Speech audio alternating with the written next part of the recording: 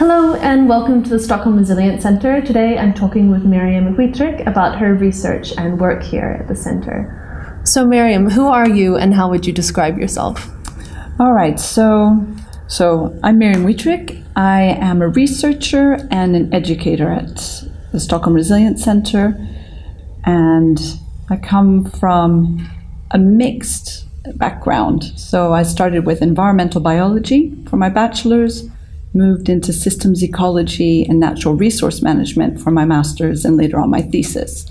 So I'd say that's sort of a map of where I'm coming from. Tell us about your research and work here then.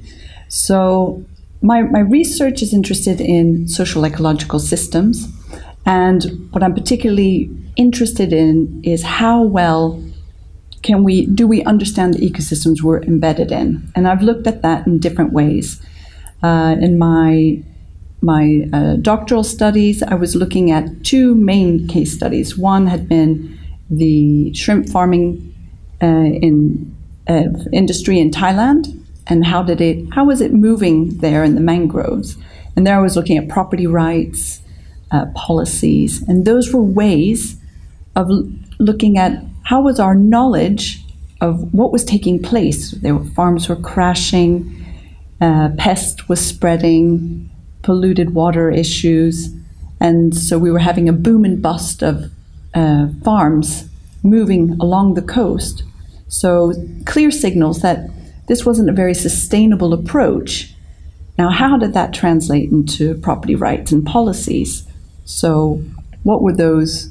How was that communication? Another case later on then was looking at the lobster and conch fishery in Belize. And there again was looking at how did we respond to signals from the environment in the form of the rules and practices and organization of that industry. And so in that work, I was really inspired and guided. I was using Ostrom's guiding principles for governing the commons as a good way of translating what was taking place there from signals and behavior and knowledge. So signals from the environment, like falling yields, increasing effort by fishers, signals that something's not quite right.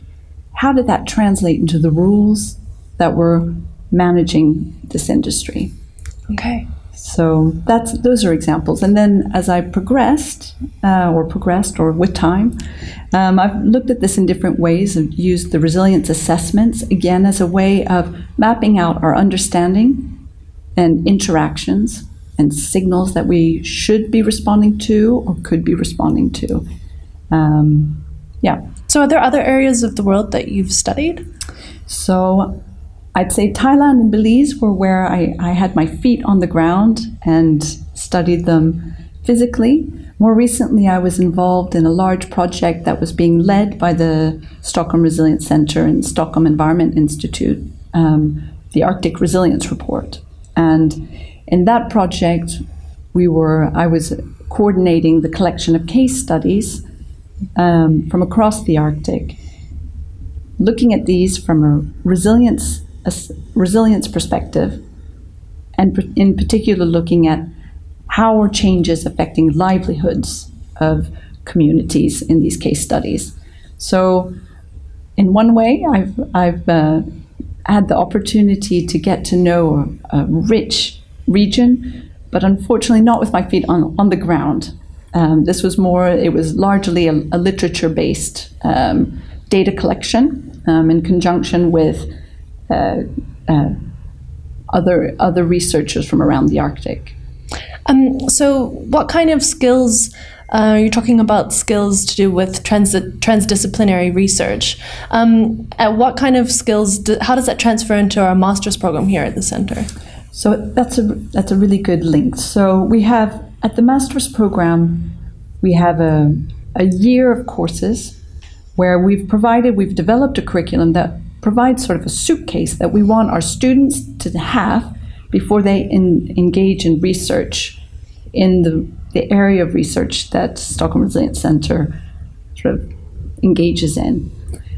And I'm not going to go into that curriculum, that's on the web, but there are these other tacit skills that we want our students to gain. So we have a small group of students every year with a range of disciplinary backgrounds, cultural, different work experiences, different experiences of places, and so on. So how do we get this group of students to engage with one another in a meaningful way so that they can actually apply the outcomes of their collaboration to questions of relevance, so in a research context. So tacit skills in terms of being able to engage in a meaningful way with someone from a different background, respectfully, and also understand and recognize the differences. And sometimes these are irreconcilable, and that's fine. And sometimes there's space for shared understanding or even moving forward in new understanding.